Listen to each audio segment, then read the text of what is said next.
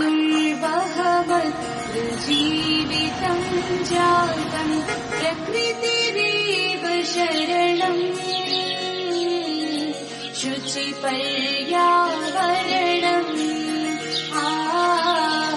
शुचिपर्यावरणम्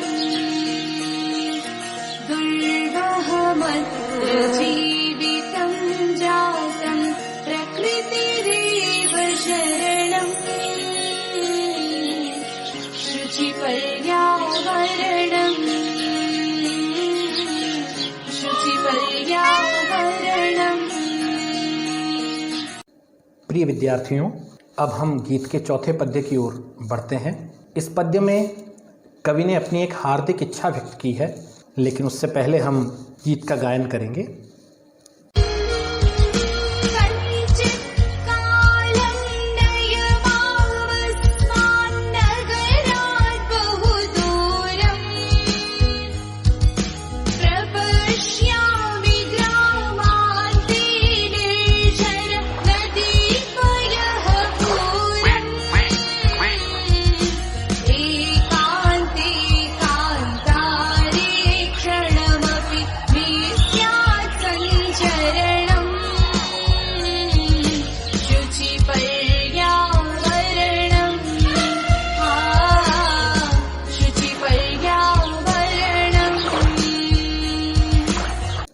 गीत के गायन के बाद हम देखेंगे पद्य में आए हुए संधियुक्त शब्दों को। पहला शब्द है माम अस्मान नगराद। यह शब्द 3 शब्दों के मेल से बना है, माम, अस्मात् और नगरात।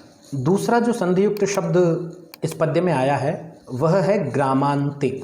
यह 2 शब्दों से मिलकर बना है, ग्राम और अंते। इस प्रकार ये 2 संधियुक्त शब्द इस पद्य में प्रयोग हुए हैं। आइए अब हम इस पद्य का अर्थ जानते हैं अन्वय के द्वारा।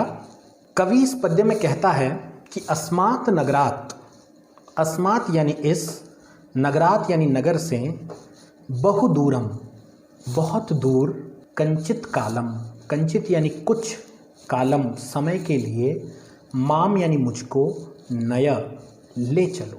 कवि कह रहा है कि इस नगर से, इस प्रदूषण भरे वातावरण से, इस महानगर से, जहाँ वाहनों की अनंत पंक्तियाँ हैं, जहाँ वायुमंडल दूषित है, जहाँ जल निर्मल नहीं है, जहाँ भोज्य पदार्थ कुत्सित वस्तु मिश्रित हैं, जहाँ धरातल गंदगी युक्त है, समलम है, ऐसे नगर से अस्मात् नगरात् बहुदूरम बहुत दूर, कंचित कालम कुछ समय के लिए, माम नय मुझे ले चलो।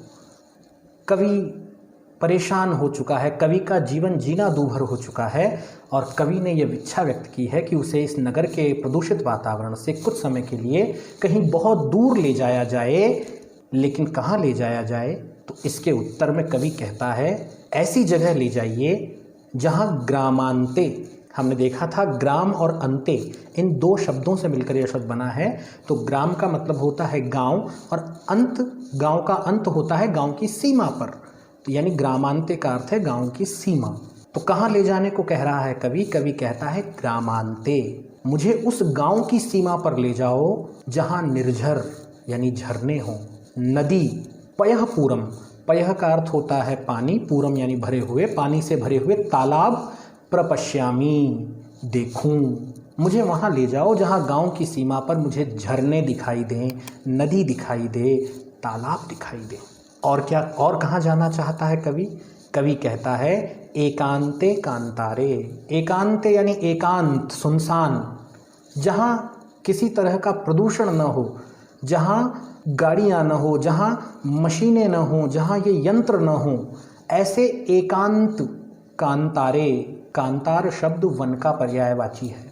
वन, विपिन, कांतार, जंगल, अरण्य, यह सारे शब्द वन के पर्यायवाची हैं। तो यहाँ कांतार शब्द वन के लिए आया है और सप्तमी एकवचन है। अतः एकांते कांतारे, किसी सुनसान जंगल में, एकांत जंगल में, क्षणम अपि, एक क्षण के लिए भी, में संचरणम स्यात्, में यानी मेरा, संचरणम यानी भ्रमण, स्यात् हो सके, मुझे ऐसी जगह ले जाओ जहाँ एकांत वन में एक क्षण के लिए भी, क्षणमपि, मैं संचरणम स्यात्, मेरा भ्रमण हो सके, मैं घूम सकूं, जहाँ किसी तरह का शोर शराबा प्रदूषण व्यवधान न हो, ऐसे स्थान पर, जो कि 2 स्थान उन्होंने दर्शाए हैं। एक तो है गांव की सीमा पर, ऐसे गांव में ले जाओ जहां नदी, झरने और तालाब को देख सके कवि, और दूसरा स्थान कवि ने व्यक्त किया है किसी सुनसान जंगल में, जहां उसका क्षण भर के लिए ही भ्रमण हो सके, कवि भ्रमण कर सके, ऐसी स्थान पर जाने की कामना कवि ने व्यक्त की है। और इस कामना के द्वारा कवि शुद्ध पर्यावरण की ओर जाने का संदेश हमें भी दे रहा है। आइए अब हम गीत के 5वें पद्य को देखते हैं। कवि ने पिछले पद्य में एक ग्राम और वन में भ्रमण करने की इच्छा व्यक्त की थी, जहां वह प्राकृतिक वातावरण में रह सके, नदी, झरने, तालाब देख सके और एकांत का आनंद ले सके। तो उन स्थानों पर और ऐसा क्या है जो कवि को अच्छा लगता है, वह इस पद्य में कवि ने बताना चाहा है, और ये भी समझाने की कोशिश की है कि जब वातावरण शुद्ध होगा, पर्यावरण शुद्ध होगा, तो दृश्य कैसा होगा। आइए सबसे पहले हम इस पद्य का गायन करते हैं।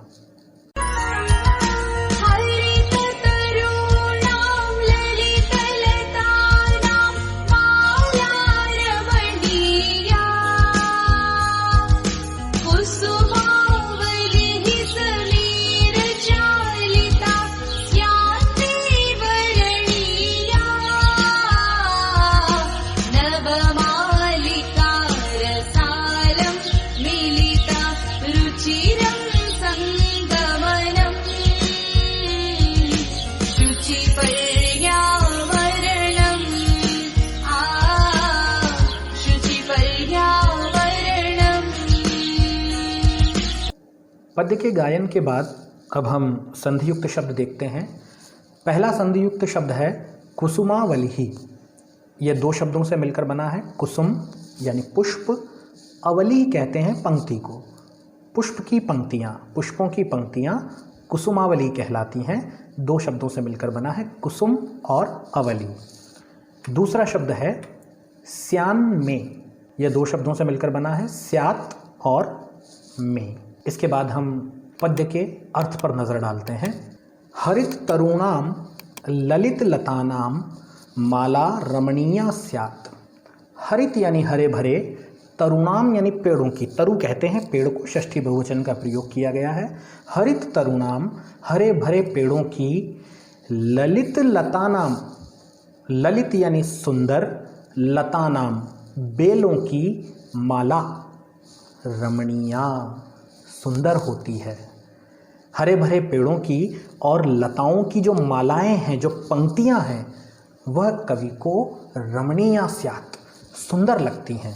इन्हीं हरे पेड़ों की पंक्तियों और सुंदर लताओं की मालाओं को देखने के लिए कवि गांव और वन में जाना चाहता है, और यह भी बताता है कि जब वातावरण शुद्ध होगा, पर्यावरण शुद्ध होगा, हम प्रकृति के आश्रय में रहेंगे, तो हमें कैसा दृश्य देखने को मिलेगा। हमें ऐसा दृश्य देखने को मिलेगा जहां हरे हरे पेड़ों की पंक्तियां हैं, ललित लतानाम माला, और सुंदर सुंदर लताएं, बेलों की मालाएं हमें देखने को मिलेंगी।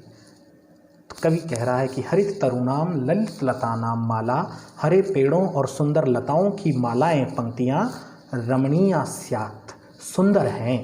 और क्या सुंदर लगता है कवि को?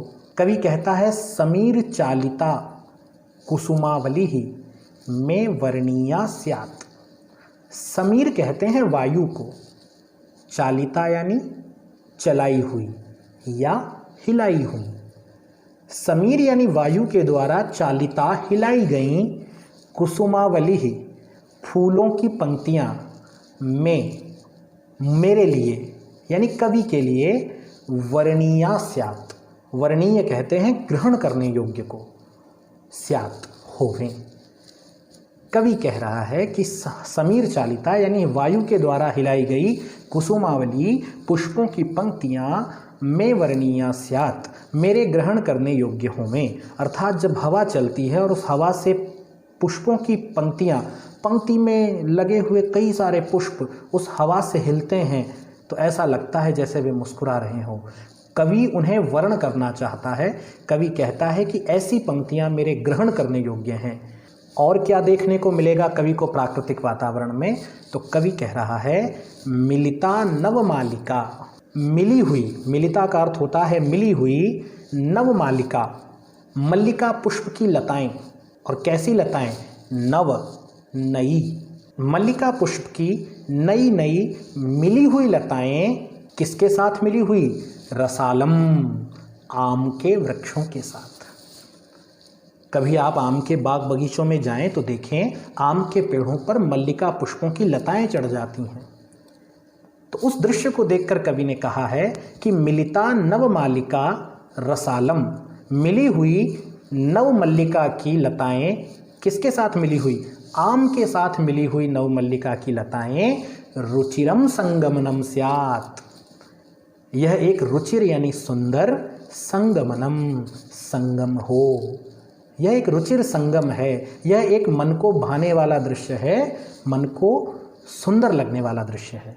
ऐसे दृश्यों को देखकर कवि कहता है कि यदि हम ऐसे दृश्यों को देखना चाहते हैं, यदि हम ऐसे दृश्यों का आनंद लेना चाहते हैं जहाँ हरे भरे पेड़ों की पंक्तियाँ हों, लताओं की मालाएं हों, पुष्पों की पंक्तियों को हवा झूला झुला रही हो और नवमल्लिका की लताएं रसाल यानी आम के साथ संगम कर रही हों, आम के साथ मिली हुई हों, तो ऐसे दृश्यों को देखने के लिए हमें शुद्ध पर्यावरण की ओर चलना चाहिए।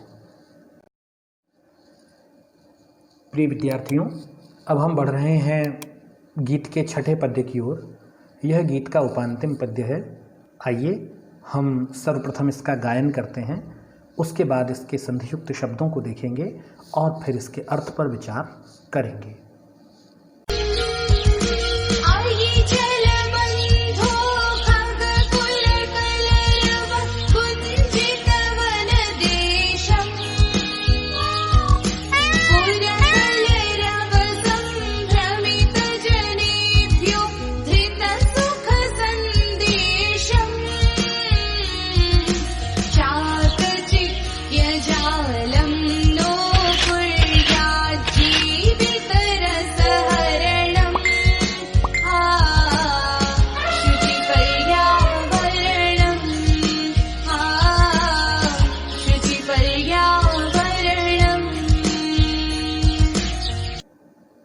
इस पद्य में दो संधियुक्त शब्द हैं जो दोनों ही तीसरी पंक्ति में हैं। पहला शब्द है नो कुर्यात, ये दो शब्दों से मिलकर बना है, नह और कुर्यात। और दूसरा संधि शब्द है कुर्यात जीवित, यह भी दो शब्दों से मिलकर बना है, कुर्यात और जीवित। आप इन्हें अपनी नोटबुक में नोट कर लें ताकि जिस समय हम संबंधित संधि पढ़ें आपको ये उदाहरण याद रहें और आपकी परीक्षा की दृष्टि से उपयोगी रहें। आइए अब हम इसके अर्थ पर विचार करते हैं।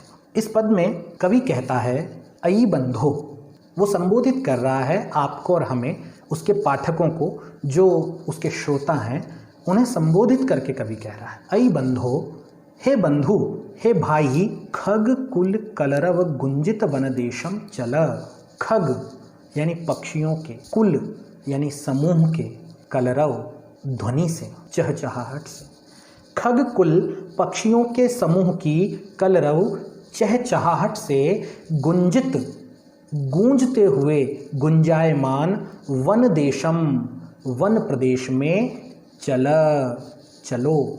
आपको और मुझे, अपने श्रोताओं और पाठकों को संबोधित करते हुए कवि ने कहा है कि ऐसे वनदेश की ओर चलो जो खग कुल यानी पक्षियों के समूह के कलरव से, चहचहाहट से गुंजित हो, गुंजायमान हो। पुर कलरव संभ्रमित जनेभ्यो धृत सुख संदेशम तादृशम वन प्रदेशम चल। और कैसे स्थान पर चलो? पहला स्थान तो उसने बताया कि ऐसे स्थान पर चलो जहां पक्षियों के समूह कलरव कर रहे हों, उनके कलरव से गुंजित वन प्रदेश में चलो। और वह प्रदेश कैसा है? पुर कलरव, पुर कहते हैं नगर को, कलरव यानी कोलाहल। देखिए, एक ही शब्द के दो अलग अलग अर्थ हैं। जब कलरव शब्द का प्रयोग खग कुल के साथ हुआ, पक्षियों के समूह के साथ हुआ, तो वहाँ उसका अर्थ हुआ चहचहाहट। लेकिन जब इस कलरव शब्द का प्रयोग पुर यानी नगर के साथ हुआ तो इसका अर्थ हो गया कोलाहल। पुर कलरव, शहर के कोलाहल से संभ्रमित, परेशान हो चुके, भ्रमित हो चुके, जनेभ्यः लोगों के लिए, धृत जो धारण करता है, सुख संदेशम सुख का संदेश। शहर के कोलाहल से जो लोग परेशान हो चुके हैं, भ्रमित हो चुके हैं, हैरान हो चुके हैं, ऐसे लोगों के लिए, ऐसे नगरवासियों के लिए जो सुख संदेश को धारण करता है, तादृशम ऐसे वन प्रदेशम वन की ओर चला। तो उसने 2 स्थान बताए। पहला स्थान तो वो जहाँ पक्षियों के समूह कलरव कर रहे हैं, चहचहा रहे हैं, ऐसा वन प्रदेश। और दूसरा कौन सा? शहर के लोग जो कि शोर शराबे से परेशान हो चुके हैं, उनके लिए जो वन प्रदेश सुख का संदेश धारण करता है, सुख की प्राप्ति करवाने वाला है, जहाँ जाकर लोगों को सुख प्राप्त होता है, ऐसे वन प्रदेश की ओर चलो जहाँ पर शहर का शोर शराबा न होवे। आप और हम सभी जानते हैं कि जब कभी छुट्टियाँ होती हैं तो हम सभी प्रयास करते हैं कि अपने शहरों से दूर किसी हिल स्टेशन पर जाएं, किसी ऐसे स्थान पर जाएं जहां पर शहर का जो शोर शराबा है, वाहनों का शोर शराबा है, कल कारखानों का शोर शराबा है और तरह तरह का रैलियों का, ध्वनि प्रसारक यंत्रों का शोर शराबा है, ये सब जहां प्राप्त न हो, तो जहाँ ये प्राप्त नहीं होगा वहाँ क्या प्राप्त होगा? सुख प्राप्त होगा। तो ऐसे लोग जो शहर के शोर शराबे से परेशान हो गए हैं, उनके लिए वन प्रदेश सुख का संदेश धारण करते हैं। ऐसे वन प्रदेश की ओर चलने के लिए कवि यहाँ निर्देश कर रहा है। और अंतिम पंक्ति में कवि कहता है, चाकचिक्य जालम जीवित रस हरणम नो कुर्यात। चाकचिक्य जालम, यहाँ चाकचिक्य जालम का अर्थ है चकाचौंध। महानगरों की जो चकाचौंध भरी दुनिया है, महानगरों के जो चकाचौंध का वातावरण है, जीवित रस हरणम, जीवित यानी हमारे जीवन के रस को, आनंद को, हरणम चुराना, न कुर्यात, न सके। इस महानगरों की चकाचौंध हमारे जीवन के आनंद को, हमारे जीवन के रस को चुरा न सके, ऐसे स्थान पर हम चलें, यह कवि की इच्छा है। और ऐसा स्थान वही हो सकता है जहाँ पर्यावरण शुद्ध हो। अतः कवि शुद्ध पर्यावरण की ओर बढ़ने का संदेश हमें दे रहा है। आइए विद्यार्थियों, अब हम इस गीत के अंतिम पड़ाव पर हैं। इस गीत के अंतिम पद्य को देखते हैं, उसका अर्थ समझते हैं। सर्वप्रथम इस पद्य का गायन करते हैं।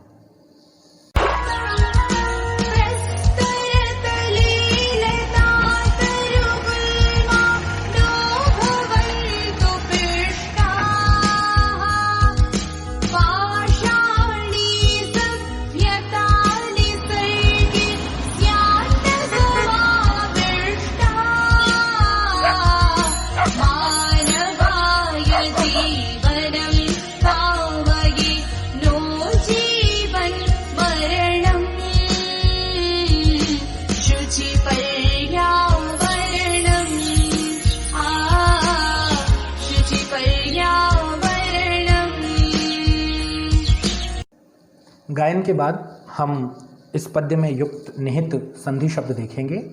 आप स्क्रीन पर देख सकते हैं, एक संधि शब्द है जो कि 2 शब्दों से मिलकर बना है, स्यात् और न, स्यान न, यह व्यंजन संधि का उदाहरण है। आइए अब हम श्लोक के अर्थ को जानने का प्रयास करेंगे। कवि श्री हरिदत्त शर्मा अपने श्रोताओं से, अपने पाठकों से इस पद्य में कह रहे हैं कि लता तरु गुल्मा प्रस्तर तले पिष्टाहा नो भवन्तु। लता यानी लताएं, तरु यानी पेड़, गुल्मा यानी झाड़ियाँ, छोटे वृक्ष। जो बड़ा वृक्ष होता है उसे तरु कहा जाता है और जो छोटा वृक्ष होता है उसे गुल्म कहा जाता है। तो लता तरु गुल्मा, लताएं, वृक्ष और छोटे वृक्ष, छोटी झाड़ियाँ, प्रस्तर तले, प्रस्तर यानी पत्थरों के, तले यानी नीचे, पिष्टाहा पीस दिए, नो भवन्तु न जाए। जो लताएं हैं, पेड़ हैं, झाड़ियाँ हैं, वे कहीं प्रस्तर तले पत्थरों के नीचे पिष्टाहा नो भवन्तु न पीस दी जाएं। अब आप सोचेंगे कि कि कोई पेड़ों को, लताओं को और झाड़ियों को पत्थर के नीचे कैसे पीस सकता है, तो आप देखें कि हमने जो हरा भरा प्राकृतिक वातावरण था, जो पेड़ों से युक्त जंगल थे, उन्हें कंक्रीट के जंगलों में बदल दिया। हमने नगरों का विस्तार कर दिया, और जब नगरों का विस्तार हुआ तो बड़ी बड़ी इमारतें खड़ी की गईं। और क्या आप जानते हैं वे बड़ी बड़ी इमारतें कहाँ खड़ी की गईं? उस स्थान पर खड़ी की गईं जहाँ हरे भरे वृक्ष थे, लताएं थी, झाड़ियाँ थी। हमने बड़े बड़े राजमार्ग बनाए, हाईवेज बनाए, और उन्हें बनाने के लिए हमने कतारबद्ध पेड़ों को, लताओं को, झाड़ियों को बड़ी बड़ी मशीनों के पहियों तले कुचल डाला। तो इसी बात पर चिंता व्यक्त करते हुए कवि कह रहे हैं कि कहीं हम विकास की दौड़ में इतने अंधे न हो जाएं कि जो सुंदर लताएं हैं, जो सुंदर तरु हैं, जो सुंदर गुल्म यानी झाड़ियां हैं, वे प्रस्तर तले, ये कंक्रीट की इमारतों, पत्थरों के नीचे पिष्टाः भवन्तु, पिस जाएं। कवि कहता है ऐसा नहीं होना चाहिए, ये सभी पिष्टा नो भवन्तु, पीसे नहीं जाने चाहिए। यानी हम विकास करें, लेकिन वह विकास इस शर्त पर नहीं होना चाहिए कि हम अपनी प्रकृति को नष्ट कर दें, हम उसके अवयवों को, पेड़ पौधों को पत्थरों के नीचे दबा दें। कवि ने यहाँ इसी बात को उल्लिखित किया है। अगली पंक्ति में कवि कहता है, पाषाणी सभ्यता निसर्गे समाविष्टाः न स्यात्। पाषाणी का अर्थ है पत्थरों वाली और सभ्यता का अर्थ है युग। विद्यार्थियों, जब हम इतिहास पढ़ते हैं तो हमें एक युग पढ़ाया जाता है जिसे पाषाण काल कहा जाता है। और इसे पाषाण काल कहने का कारण है क्योंकि इस समय आदि मानव या तत्कालीन मानव हर ओर पत्थरों से घिरा हुआ था और उसने पत्थर का उपयोग करना सीख लिया था। इसी काल में उसने पत्थरों से आग जलाना सीखा, इसी काल में उसने पत्थरों के उपकरण बनाए, इसी काल में उसने पत्थरों के हथियार बनाए, और ये उसके लिए विकास था। इसके बाद धीरे धीरे उस मनुष्य ने विकास किया, वह विकास यात्रा में आगे बढ़ा और आज तक पहुंचा। लेकिन उसके हाथ क्या लगा कि इतना विकास करने के बाद आज इस आधुनिक काल में मनुष्य ने अपने आप को फिर से उसी पाषाण सभ्यता, उसी पाषाण युग के द्वार पर ला खड़ा किया है। जिस प्रकार उस समय मनुष्य हर ओर पत्थरों से घिरा था, आज मनुष्य ने अपने लिए हर ओर ईंट पत्थर की इमारतें, राजमार्ग खड़े कर लिए हैं और चारों तरफ प्रकृति को नष्ट करके केवल पत्थरों का साम्राज्य खड़ा कर दिया है। कवि ने इन दो शब्दों से इसी सभ्यता, इसी युग और इसी विकास को आईना दिखाया है।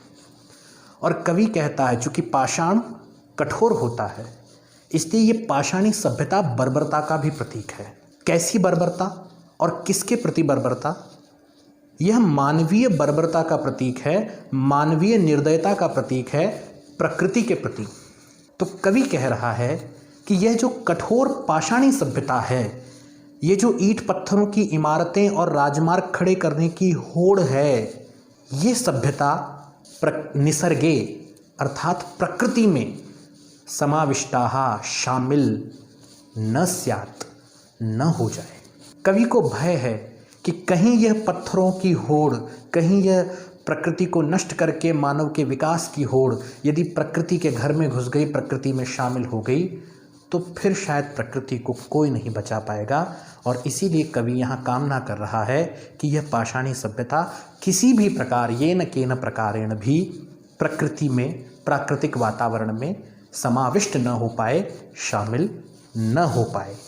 अंत में कवि कह रहा है, मानवाय जीवनम कामये जीवन मरणम। बहुत गंभीर पंक्ति कवि ने यहाँ कही है। कवि कह रहा है मानवाय, मैं मनुष्य के लिए जीवनम, जीवन की, कामये, कामना करता हूँ। मैं कामना करता हूँ कि मनुष्य जीवित रहे, मनुष्य आनंदमय सुखपूर्वक जीवन जिए। मैं उसके लिए जीवन की कामना करता हूँ। जीवन मरणम नो, जीवन जीती जागती, मरणम मृत्यु की नो नहीं करता, कामये, कामना। कवि कहता है मैं जीवन की कामना करता हूँ, जीवित मृत्यु की कामना नहीं करता। एक तो है जीवन जिसमें हमें आनंद और सुख प्राप्त हो रहा है, और एक है जीवित मृत्यु, साक्षात मृत्यु, जो कि पर्यावरण प्रदूषण के रूप में हमारे सामने खड़ी है। कवि ने इनमें से जीवन की कामना की है, ना कि जीती जागती साक्षात मृत्यु की। तो अंतिम पंक्तियों में कवि ने बड़ा ही मार्मिक और मानवीय संदेश यहाँ दिया है कि हम सभी को मनुष्य के जीवन की कामना करनी चाहिए, ना कि मानव जाति को जीती जागती मृत्यु के सामने खड़ा कर देना चाहिए।